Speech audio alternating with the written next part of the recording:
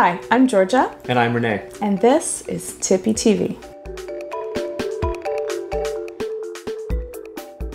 So what a jailbreak is, it means breaking the root jail of the iPhone. So when you buy an iPhone from Apple, it really is a little Unix computer. I mean, it's got the same computer structure as your Mac does. Yeah. But Apple basically locks that down. They do not give you access to the underpinnings of the computer that runs your iPhone.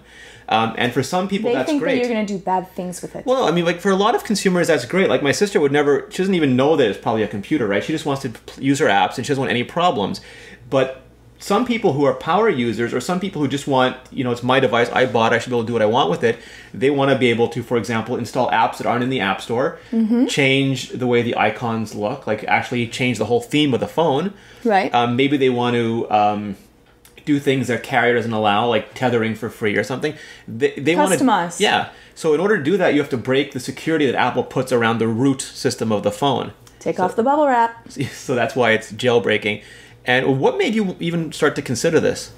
Well, I've had my phone for a while now, and I was looking at some things that would be fun in order to customize. I like the idea of doing the different themes and being able to change my icons around, being able to move my icons where I want them instead of the way that Apple decides to, you know, you move one icon from everything else and then they all slide up into a nice little formation. It would be nice if I could lock them in, like, you know, my favorite icons, no matter what I move, will always be in the corners or something else so that I can, you know, fast tap. So it's really about control. Fun. It's always about control with me. So, yeah. I mean, now we had both arguments. For example, for people who aren't particularly technologically adept, it can be a little bit, not difficult, but can be a little bit stressful to do the jailbreak. Especially if you're doing it live. Live on TV. We'll get to that in a second. With people heckling.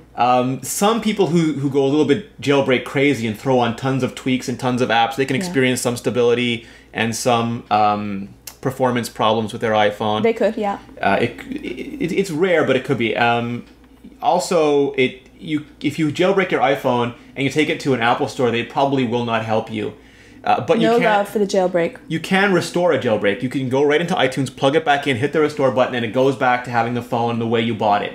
So if you do make that plunge, re-virginization. Re-virginization. Yeah, it's not a one-way street. In most cases, you can go back again. Right. Right. So that's just a quick low. And plus, you can also have battery issues where your battery will drain more depending on what applications you have running in the background. If you're running tons and tons of things, because certain things do run. Yeah. Yeah. So ultimately, you decided to jailbreak. Well, what ended up happening is that we decided that we would do a 2-week trial run. So I'm going to jailbreak for one more week, and then I will try to re-virginize my phone, see if everything comes back and I don't lose anything, and then I'm going to decide, would I rather have my phone jailbroken or am I going to go back to being pure? So, I mean, for expert users, like if you were used to using Windows Mobile or you came from Android or something, which are other smartphone platforms, you probably won't like the control that Apple has on your phone and you'll almost instantly jailbreak. But for an average user, like my sister, I don't think would ever consider jailbreaking or would ever need to jailbreak, especially now with iOS 4. There's so many features. People used to jailbreak to multitask, and they used to jailbreak to do copy-paste. They used to jailbreak in the old days just to get an app store because Cydia was around. Cydia is a jailbreak app store. It was around long before Apple's app store. And now there's less reasons to. But do you think a mainstream person really should go into this debate at all? Well, it really depends on what you want from your phone. If you want your phone to make sure that it always runs, you don't have to worry about it, I would say no. Jailbreaking is something for people that want to customize, that want something that their phone doesn't give them. So if you're just the mainstream user, I would say probably not. Like, jailbreak is something that you would even think about because it does take a few steps, and you do have the chance that you could possibly download something that might be a little bit buggy for your phone. Yeah, possibly. There are some security issues because Apple puts a lot of stuff in place to maintain tight security on your phone, and you do rip that out when you jailbreak. It's almost impossible for someone to take advantage of that unless, for example, you open up an SSH port, you don't change the default password, you go on an unprotected Wi-Fi network, and you say, please, please, attack my phone, attack my phone. But it is something to be aware of. But we've also seen like teenagers, both boys and girls, who They whip out their iPod Touch or their iPhone, and it's already jailbroken. It's customized. It's just the first thing that they do because they want to make it look different. They want some differentiation. Yeah, no, for sure. I think that they're probably much more tech savvy than some of the older generation, for sure. That's almost the cool thing to do. What are you saying, you whippersnapper? The cool thing is to be able to customize your phone and have it look a little bit different from the other phones, because really, the iPhone 4 only comes in black. Well, you can't jailbreak to change the outside. You can't, so that's why people want to change the inside. The inside. Because like, besides getting a case, which everyone else can do, once you open up your phone and you see something flashy and different, or the icons are in something weird, everyone's like, well, how did that happen? So what are the first things you might do with your jailbreak? Well, I'm going to take a look at all the different applications. Ali put up 5 of her and Farbod's best jailbreak apps. So that's going to be the first thing that I'm going to be doing, is downloading the different applications and taking a look at them.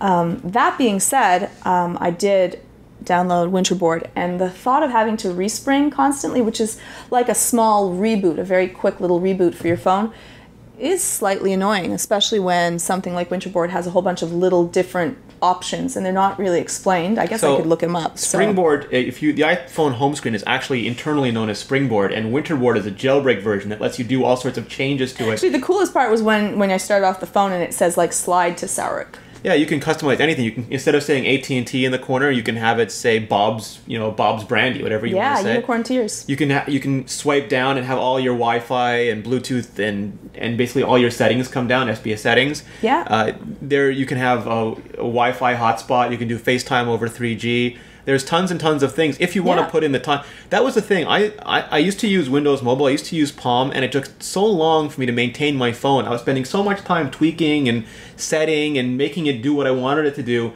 I got kind of resentful. I didn't want to work that hard for my phone. So that's sort of like with the iPhone.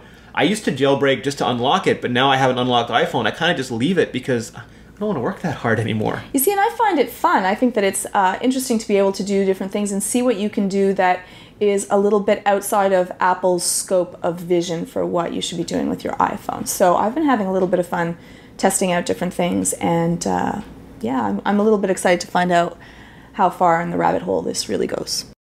For more information on this, also, people can go to TiPb.com/jailbreak. Ali and Farbod, 2 of our writers, are hardcore jailbreakers. Several of our writers are actually hardcore jailbreakers. Yeah, no, really. And you can go to forum.tippy.com, and we have a jailbreak forum and a jailbreak apps, hacks, and themes forums. And there's always people there helping you. So if you are curious, you might be a beginner, you might not be sure, you might not be ready to take the plunge, you can ask for actually a lot of help. We have a great community there that can support you. I mean, they're supporting Georgia right now. Oh yeah, that was rough.